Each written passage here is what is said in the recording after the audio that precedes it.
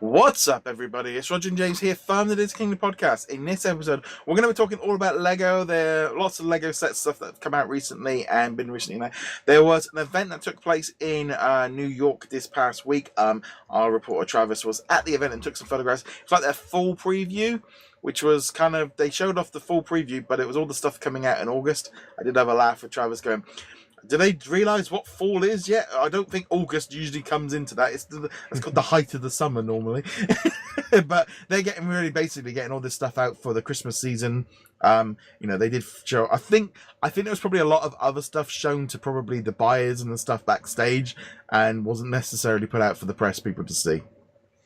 Yeah, probably not. But I think toy companies and Lego in particular are kind of getting better about segregating the stuff that they want consumers to see and the stuff they want the retailers to see, because we obviously over the last several years and decades have had numerous leaks where information has come out before companies like Disney or DC or whoever have wanted them to come out. And we've definitely had situations where the Avengers set or the Civil War set from a couple of years ago revealed that Giant Man was going to be in the airport battle well before any advertising happened for that. So yeah, I mean, there wasn't a huge amount shown off that was too new. Only really the August releases, so it's a few months out. They showed off again the Ant-Man and the Wasp set, which is going to be coming out, and it doesn't look like there's going to be a lot of stuff for that, but that was already previously shown a couple of weeks ago. There were some Disney items where a couple of new Ariel and Tangled. There was also a Mickey and Minnie Duplo set, so they look pretty cool. They were showing off the Incredible sets, but they were previously released a couple of weeks ago.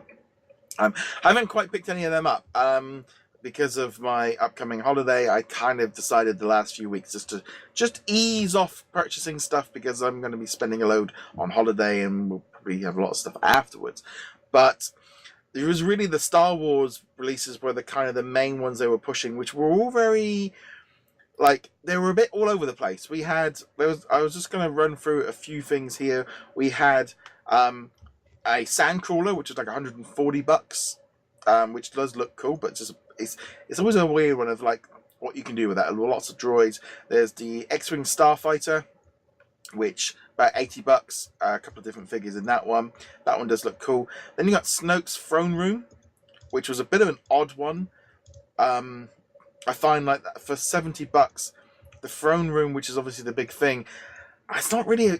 I'd rather, if I was spending $70, I think I'd much rather buy the X-Wing where I get a vehicle than just some random building. I think it's all about the minifigures. I think in that case, they're really banking on people wanting to have the Kylo and the Snoke and the Rey minifigures, because there are people who do collect minifigures. So. Yeah. And then we got the Anakin Jedi Starfighter, which is $20, which includes a minifigure and Anakin Skywalker. Very simple, but actually kind of works. That might be one I might pick up as a review for one, because it's the thing of you can't buy too many $80-$90 sets. And then we got the true. Imperial Landcraft, which I think looks like it's coming with a container to do life rescue in the ocean, because there's this big white box on the side that looks like a life raft. I don't quite remember that ship from the movie at all. Well, it's funny because the advertising seems to suggest it's supposed to be an Imperial vessel from A New Hope or something like that, but this is the shuttle. This is basically the shuttle Tidarium from Return of the Jedi that they used to sneak past the Imperials onto the Endor moon, but that's not what they're marketing it as, which is kind of weird. Yeah, it's a bit of an odd one, that one. And then we got the Hoth Medical Chamber, which comes with a couple of cool different ones, including got Luke in his underpants, and that was priced at $30. Again, these kind of sets are a bit difficult, I think, with where you've got the main part of it is just recreating a scene, and they don't look quite as fun as a vehicle. Yeah, and I've definitely said this on stream before, but I'm a huge fan of starfighters and vehicles and stuff. So that's what I'm looking for. There are a couple of good ones here. You already mentioned Anakin. That's going to be $20. So I'll probably grab it just because $20, like you said, that's not bad. They've got an X-Wing, which will also have Luke Skywalker and Biggs Darklighter as minifigures, plus R2 and a random other R2 unit. But I already have an X-Wing, so probably not for me because it looks a little different from the one that I've got, but not different enough for $80. Looks like the Y-Wing is coming back into print again. I've had a Y-Wing previously. I don't have one. It got destroyed in a move at some point, but it's another one where I'm just kind of like, I don't really need to spend. I don't have the price for it in front of me, but it's like $70 or $80 too. Yeah.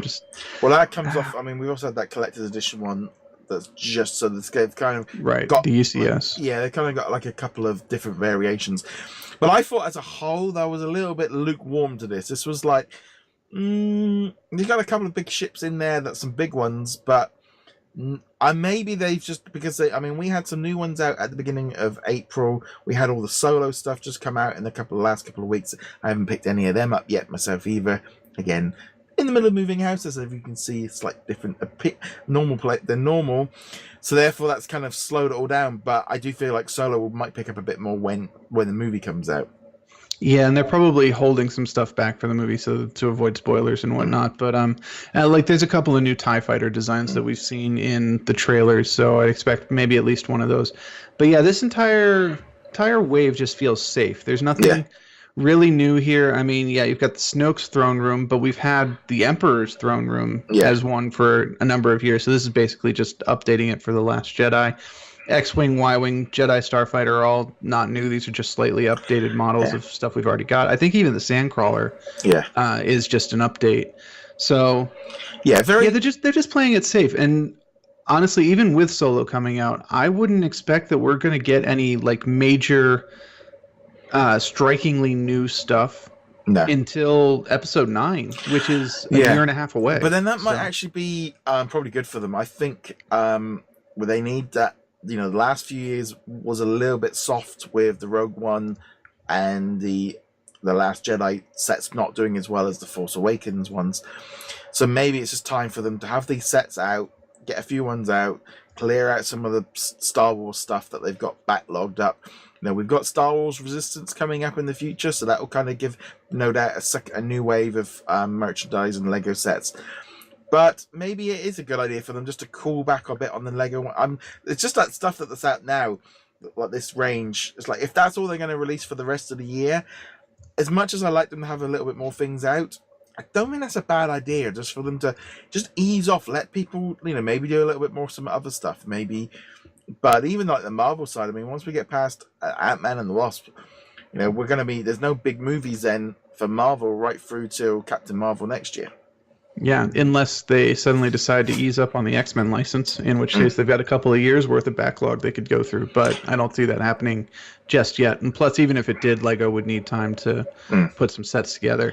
Yeah, this is fine. This is basically just them going, here's our catalog items. These are going to be on the shelf for quite some time because they're nice and generic. They're not specific to any particular, event or whatnot. So retailers can expect to hold on to these. They'll probably be relatively consistent sellers. Nothing to break the mold, but this X-Wing model that we've got here, the Jedi Starfighter model, we'll probably be able to talk about these right before episode 9 comes out, and they'll probably still be the same ones. Yeah, that's the thing as well, that an X-Wing isn't going to, we've had that design for the last 30 odd years. It's still a top seller, and it just makes sense for them to have something like that out. But overall, I was a little bit a little bit lukewarm to what they came out with. But it's safe, it's easy. But they've also not. They could still have another wave for September or October. They could still keep going on more. But I'm kind of hoping in some ways that maybe with everything going on with Lego that they ease off a little bit. Because I think even they knew that they made way too many sets in the last few years, and it cost them money when it comes to their financial reports. Yeah, I think, and we're not just talking Star Wars here, we're talking all across the board. They really do need to produce less, because at the price point that they're asking, it really is a luxury item. And unless you have a lot of spending cash that you're not going to spend on a different hobby, you're not going to buy all that many sets in a year. Obviously, you're going to buy a handful of sets so you can review them. You got the brick heads. Yeah. There's a lot of different brick heads coming out. The smaller sets like the Jedi Anakin, Starfighter and stuff. But I think most people, they're going to buy what their kids want. Yeah. And within reason, obviously. If I had a youngish kid in the 12 or under range, there's no way I'm spending $80 on a Lego set. Yeah. The one thing I'm really hoping is that one of the Lego ideas of Stitched as one of them has gone through like tick boxes and seems to be going on, because I love that Tron set. I really regret not getting that Wall-E set. Sometimes you get ones that come through that are like, they just that little bit more inspiring and that, oh, that looks awesome kind of thing. Whereas I remember seeing that Wall-E set at a Lego store and going, oh, I love that, but it's like 80 quid. In hindsight, I should have got it because it just looked awesome. It would have been a great piece. But things like that Tron set, which I got back in August or back in April, was such a fantastic display set, and it just looks fun. And things like that, which are fun and different, that's what I think we need a little bit more of, a little bit more variety. Got a little bit like tons of Star Wars, a few Marvel, and then just baby kind of, even the Incredibles are Duplo sets. They're really like not really going for that market. Yeah, but it's interesting because, if you go outside the Disney brands, they're reviving the Harry Potter brand, which is always going to be popular, at least for the foreseeable future. And, a couple others floating around in there. They've still got the Ninjago sets. They've still got the DC Universe sets, which are doing better than the movies are. So, it's not like we're only looking at Disney sets, but just in general. This is actually both good and bad news. They're going with generic sets, which means we're not getting too much that's new. But at the same time, that means that when a new set comes out, either October or December this year or early next year, I might be a little bit more willing to spend a couple extra dollars than I would if it had come out right now. Yeah. So we'll see what happens. Yeah. Well, let us know what you guys think of the new Lego sets. Let us know in the comments below, or get in touch with us on social media. You can go check us out over at DisKingdom.com. You can go subscribe over there as well. And also, James, where can they find you? You can find me at HeroicLegacy.com. On that note, guys, thank you very much for joining us. We'll be back soon. Later.